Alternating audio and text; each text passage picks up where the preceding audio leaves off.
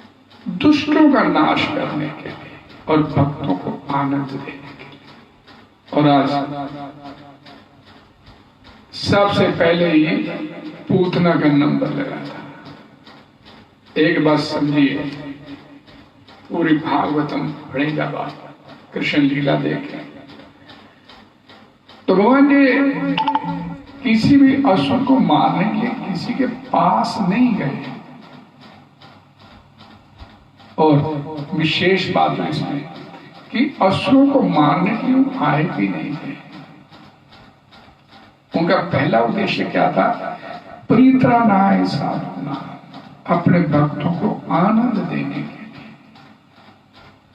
विनाशाय च दुष्कृतां, दूसरा काम।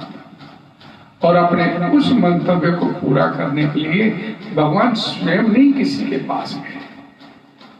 जितने भी असुर भगवान के हाथों मोक्ष प्राप्त किए, वो खुद चल कर आए भगवान कृष्ण के पास।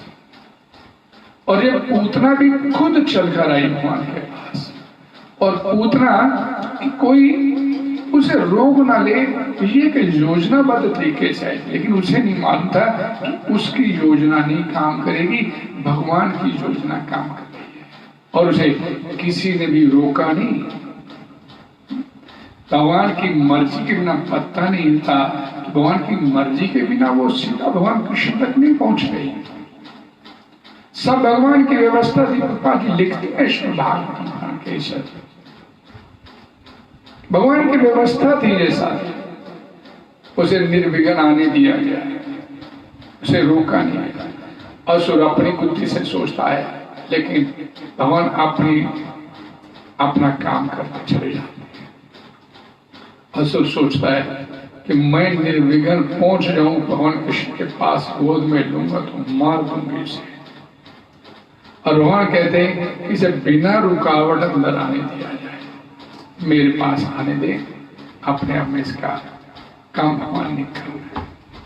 अब एक बात और समझने वाली है, भगवान 3 दिन के बालक हैं तो भी वो सर्वशक्तिमान समर्थ भगवान है। ये नहीं कि 3 दिन के बालक की भूमिका निभा रहे हैं तो उसमें कहीं कोई कमी आ जाए।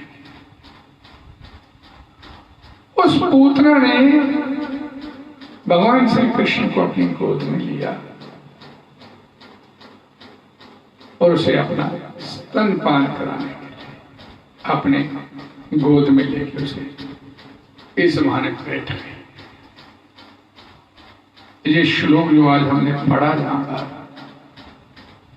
ये आज के संदर्भ में भी उतना ही प्रभावशाली है जितना उस समय था। भक्तों को चिंता होती भगवान की। महाराज कृष्ण ने चिंतित हो गए कि पूतना इतनी भयंकर, इतनी भयानक असुर नहीं, इतना उत्पात मचा रही है, लेकिन उसके संशय का, शंका का निवारण शुकदेव गोस्वामी जी श्लोक बोलते हुए करते हैं। और वो श्लोक क्या, यहाँ पर भगवान के नाम, रूप, गुण, लीला का कीर्तन, श्रवण आदि होता हो, वहां किसी भी प्रकार की समस्या आ नहीं सकती। और एक 12 महाजनों में से एक महाजन है शुकदेव गोस्वामी, जो ये श्लोक बोलते हैं। महाजन का अर्थ होता है कि जिन्हें भगवान के बारे में पूर्ण ज्ञान। और शुकदेव गोस्वामी 12 महाजन में शंकर, जमराज, भीष्म, प्रहलाद, बलि, कितने बड़े बड़े महान ये महाजन, उनमें से एक शुकदेव गोस्वामी जो इस तथ्य को यहाँ पर स्थापित करते हैं कि यहाँ पर भगवान, यहाँ पर लोग कीर्तन तथा श्रवण द्वारा भक्ति कार्यों के अपनी वृत्तियों में लगे रहते हैं, वहां बुरे लोगों से, बुरे तत्वों से किसी भी प्रकार का खतरा नहीं हो सकता। आश्वस्त करना चाहते हैं परीक्षित महाराज को शुकदेव गोस्वामी के श्लोक बोलते हुए श्रीमद् भागवत। देखिए इसे एक बड़ी महत्वपूर्ण बात, नाम आश्रय करिए यत्ने तुम्ही नाम आश्रय करिए जतने तुम्हें। तुम सब भगवान नाम के आश्रय को ग्रहण करने का प्रयास करो, यत्न करो। थाके आपन काज, बाकी काम भगवान के ऊपर छोड़ दो, ताकि भगवान देख लेंगे, उसकी चिंता नहीं करो। आगे क्या होगा, आप सिर्फ उसके कीर्तन और श्रवण में लगो। नवदा भक्ति का सबसे प्रथम अंग है श्रवणम, कीर्तनम दूसरा, विष्णु स्मरणम, पाद सेवनम, अर्चन वंदनम, दास्यम, साख्यम, और नौवां आत्मनिवेदन।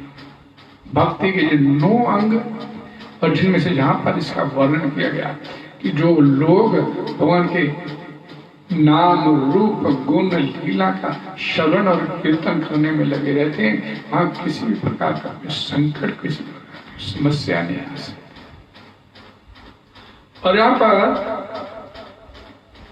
एक बात और बड़ी महत्वपूर्ण यहाँ पर शुकदेव गोस्वामी बोलते हैं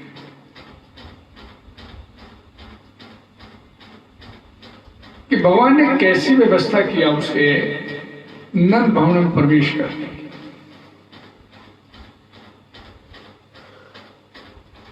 वह अत्यंत सुंदर वस्त्र धारण किए हुए थी, उसके केश मल्लिका फूल की माला से सुसज्जित थे, जो उसके सुंदर मुख पर बिखरे हुए थे।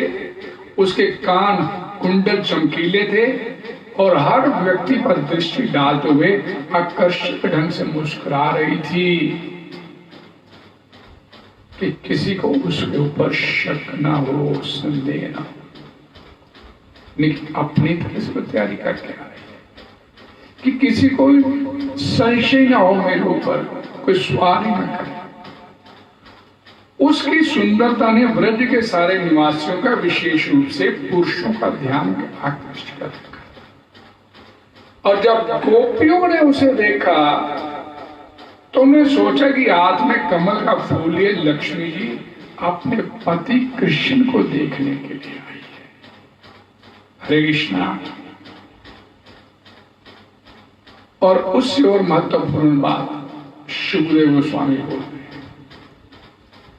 पूतना बिना किसी रोक टोक के नंद महाराज के घर में घुसी, क्योंकि वह भगवान की पराशक्ति, भगवान की अतरंगा शक्ति द्वारा भेजी गई थी। वह किसी से पूछे बिना नंद महाराज के उस कमरे में घुस गई जहां उसने बालक को बिस्तर पर सोते हुए देखा, जो राख में ढकी अग्नि के समान असीम शक्ति संपन्न था। लगा ऊपर से एक छोटा सा बालक है, लेकिन यहाँ पर संज्ञा शुकदेव गोस्वामी क्या दे रहे हैं, क्या राख में असीम शक्ति छिपी हुई थी। वह समझ गई कि ये बालक कोई साधारण बालक नहीं है। उसने तुरंत उसे अपनी गोद में उठा लिया। और अब बड़ी महत्वपूर्ण बात, बिस्तर पर लेटे हुए सर्वव्यापी परमात्मा भगवान श्री कृष्ण ने समझ लिया कि छोटे बालकों को मारने में पटु ये डाइन पूतना मुझे मारने आई है। अतः उन्होंने तुरंत अपनी आंखें बंद कर ली और बंद करके इस तरह से अभिनय करना शुरू किया कि वो डर गए हैं। किस लिए? कि पूतना बेरोक टोक उनको अपनी गोद में उठा ले। सामने तो साधारण सा बालक है, अपनी गोद में उठा के इसका काम कर। कैसे काम करना था? अपने स्तन पर कालकूट विष लगाकर, जिस विष का कोई तोड़ ही नहीं है, जिस विष का कोई तोड़ नहीं है, वो विष लगा के अपने स्तन पर आई थी और सामने लगा के साधारण सा बालक है। और तुरंत भगवान कृष्ण ने ऐसा भी नहीं किया, वो 3 दिन के बालक ने डर गए और आंखें बंद कर दी। और पूतना थी उत्साहित हो गई और उसने तुरंत उस बालक को जिसे रस्सी समझ रही थी, ये नहीं मानता कि एक सांप है, अपनी गोद में उठा लिया। हरे कृष्णा। अब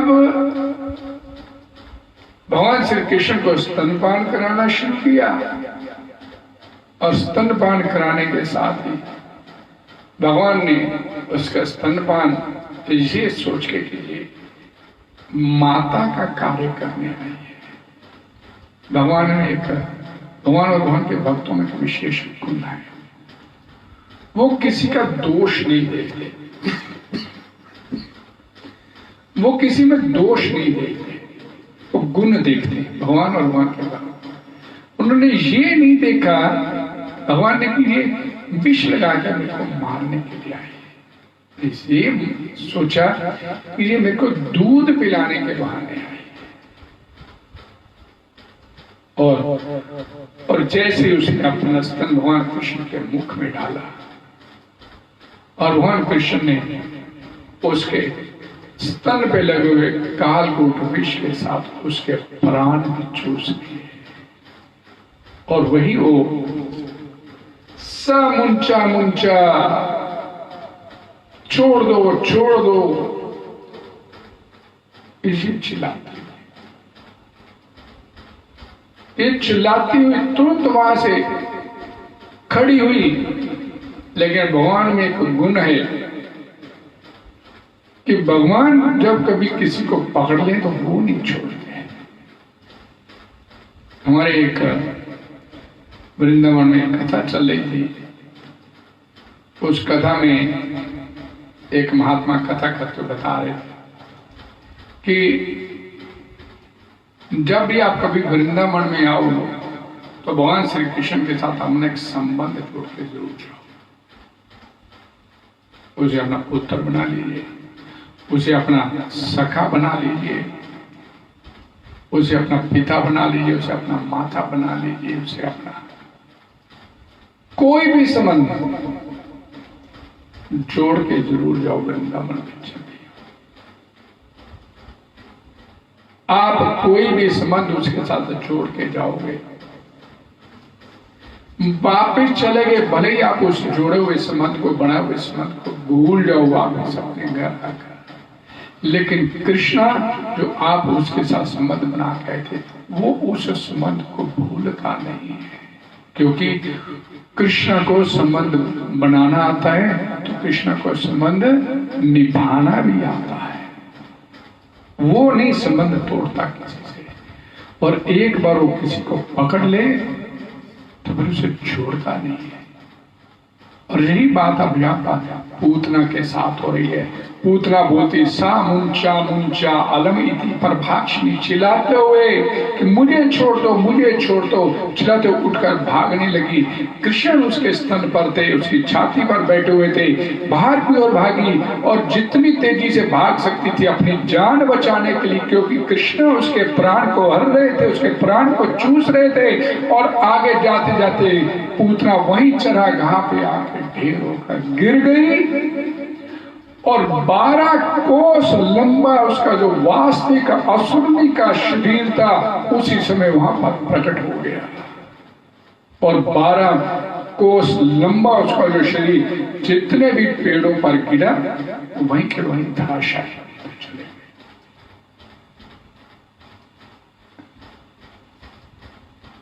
नंद बाबा, नंद होंगे सब लोग घबरा गए, वो क्या गया। देखा कृष्ण वहां पर नहीं है। पूतना अपने साथ उसे ले गई अपनी छाती में डालकर, कृष्ण छोड़ नहीं रहे। और जब आगे जाके पूतना के प्राण पखेड़ उड़ गए, नंदवासी गोकुलवासी वहां पर पहुंचे तो उन्होंने देखा कि कृष्ण उस असुरनी की छाती पर उसके स्तनों के साथ खिला। जान में जान आई गोकुलवासी, तुरंत कृष्ण को उसकी छाती से उतारा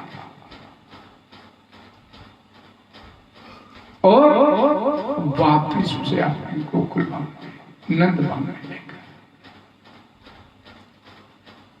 प्राण पखेड़ उड़ गए उसके।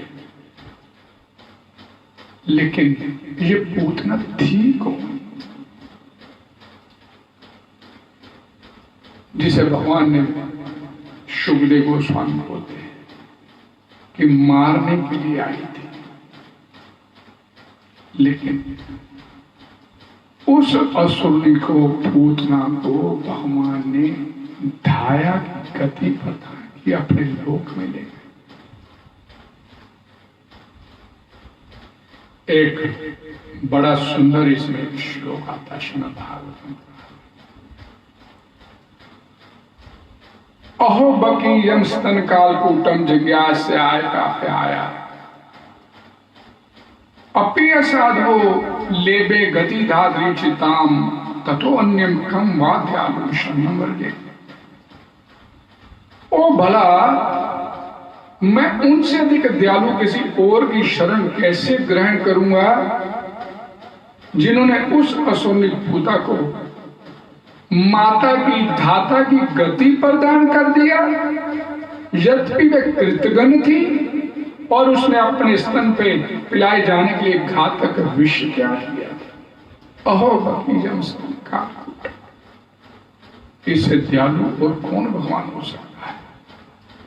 तो भगवान को मारने के लिए आई और भगवान ने उसे फिर भी माता की गति प्रदान करते हुए अपने लोक ले गए, सदगति हो गई। इससे दयालु भगवान और कौन हो सकता है?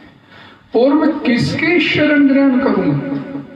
इससे कैसे दयालु भगवान को छोड़े? अभी मैंने एक श्लोक बोला था, हे कृष्णा करुणा सिंधु दीन बंधु जगतपते। हे कृष्णा करुणा सिंधु, कृष्ण जो है करुणा के सागर है, दीन बंधु दीनहीन के बंधु है, वो जगत पालक है। भगवान दीन बंधु है, लेकिन हमारी स्थिति क्या है कि दीन बनने के लिए तैयार नहीं है। अंदर कितना अहंकार, छोटी छोटी बात को लेके क्या सकते, अगले पल का भरोसा नहीं और कितनी कितनी तैयारी करके बैठे हैं। पूतना असुरी की तरह कितनी तैयारी करके आई, लेकिन स्थिति उसकी क्या हुई? यहां श्रीमद् भागवतम पुराण में बड़ा सुंदर एक वर्णन आता है।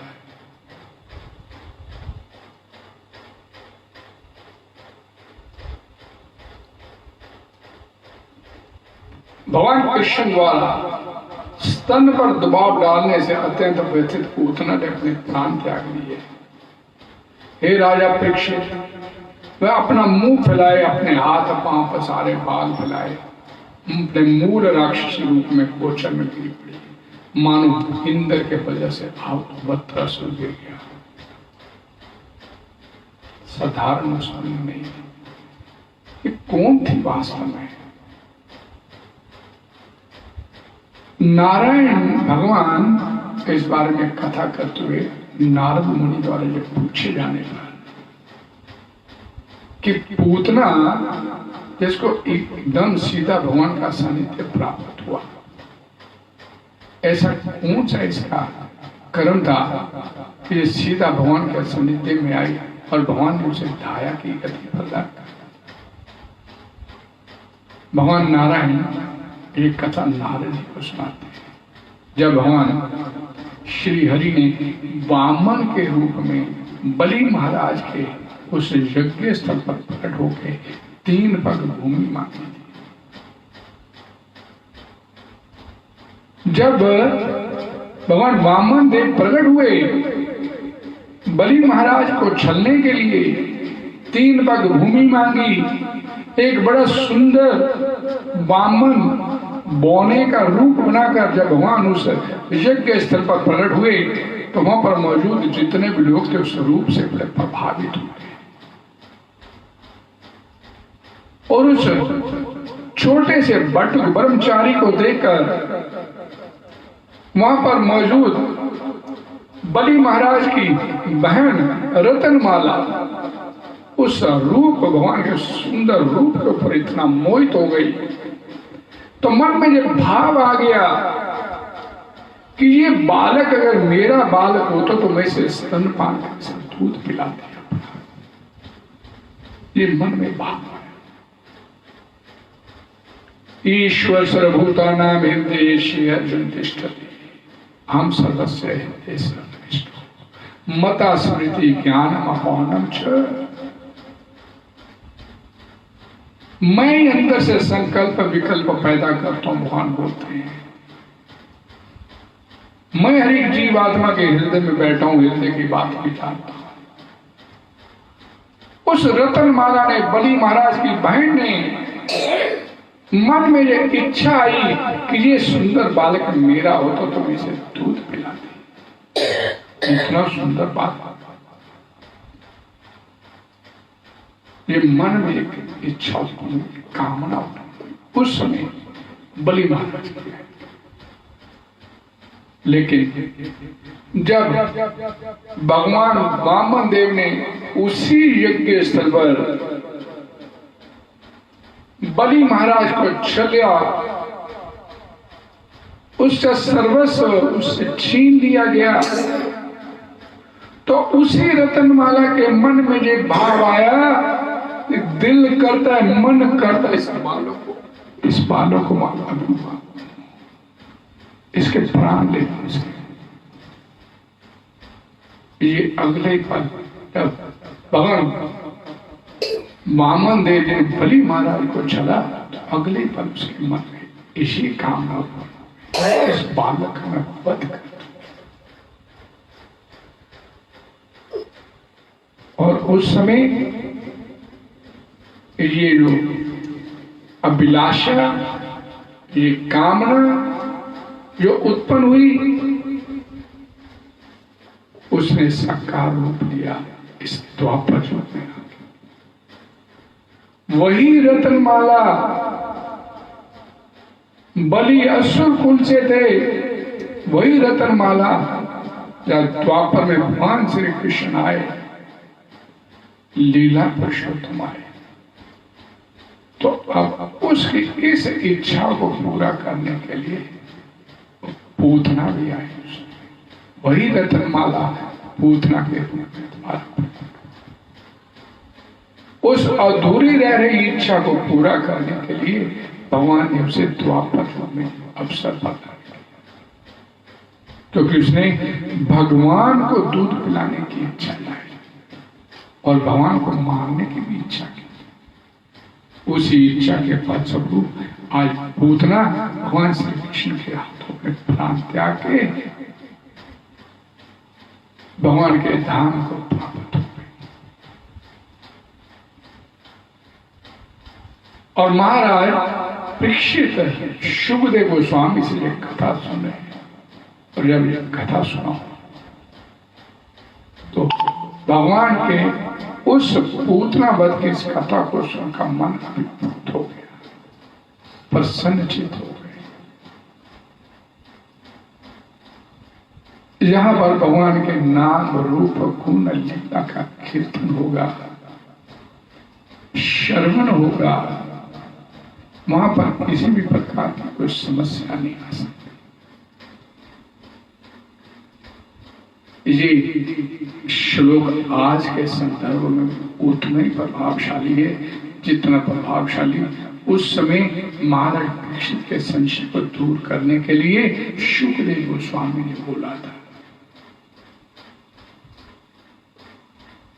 हमारे पास भी ये जो मौजूदा संकट हमारे चल रहा है, सभी लोग जानते हैं, कोरोना संकट, इससे निपटने के लिए सबसे प्रभावशाली, महत्वपूर्ण, शक्तिशाली ये हथियार। और शास्त्र भी बोलते हैं करो तथा हरि कीर्तनात्। कलयुग में भगवान के नाम रूप गुण लीला का कीर्तन ही भगवत प्राप्ति का एकमात्र साधन है, और इसके अलावा और कोई रास्ता नहीं है। कली काले नाम रूप कृष्ण अवतार, कलयुग में भगवान का नाम ही भगवान का अवतार है। मैंने पहले भी कथा में बताया था कि भगवान कहां पर मौजूद होते हैं? यत्र गायन्ति मद भक्तो तत्र तिष्ठामि नारद। हे नारद मुनि, मैं वहां पर मौजूद होता हूं जहां पर मेरे भक्त मेरे नाम रूप गुण लीला का कीर्तन करते हैं, गायन करते हैं। मैं स्वयं वहां पर जीवा पे मौजूद। प्रगायता स्ववीर्याणि तीर्थपाद प्रिय श्रवा आहुति एव में शीघ्रम दर्शनम जाति चेतसी। देव ऋषि नारद बोलते श्रीमद् भागवतम पुराण में कि जैसे मैं अपनी वीणा से भगवान श्री हरि के नाम का गुणगान करना प्रारंभ करता हूं तो भगवान स्वयं मेरी जीवा पर, मेरे हृदय स्थल पर आकर इस प्रकार प्रकट हो जाते हैं। कैसे? जैसे मैंने उनको आवाज देके बुलाया, मेरे हृदय पटल पर आकर तुरंत विराजमान प्रकट हो जाते हैं मेरे हृदय में। शीघ्रम दर्शन, तत्काल दर्शन देने के लिए मेरे हृदय पटल, मेरी जीवा पर।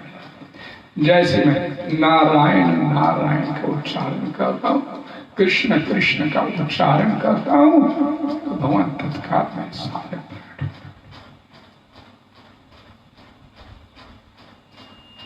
कल युग में ये एक ऐसा साधन, एकमात्र ऐसा साधन भगवान के कीर्तन करके किसी भी प्रकार की समस्या से आप बचाव कर सकते।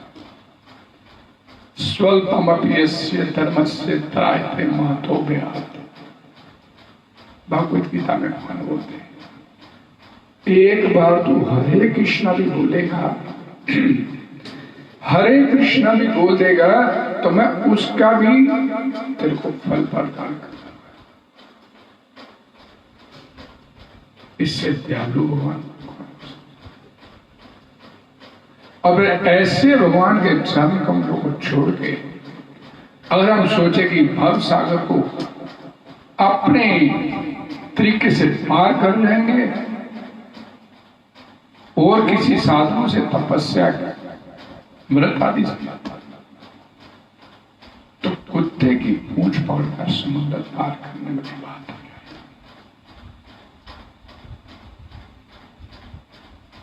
नाम नाम का ही बहुधा निज सुरक्षण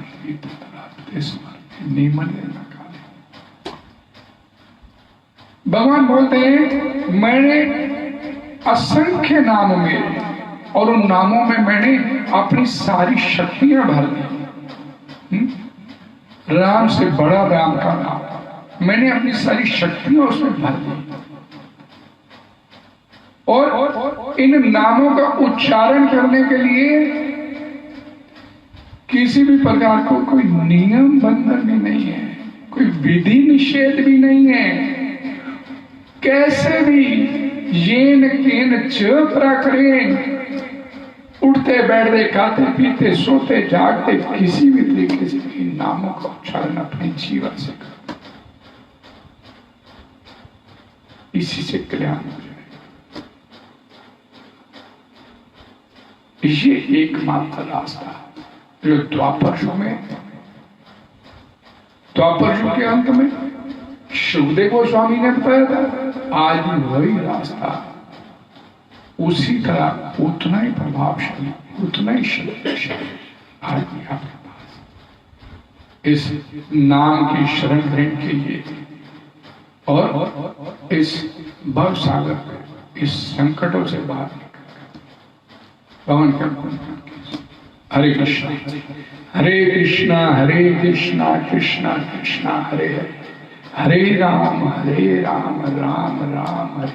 जगत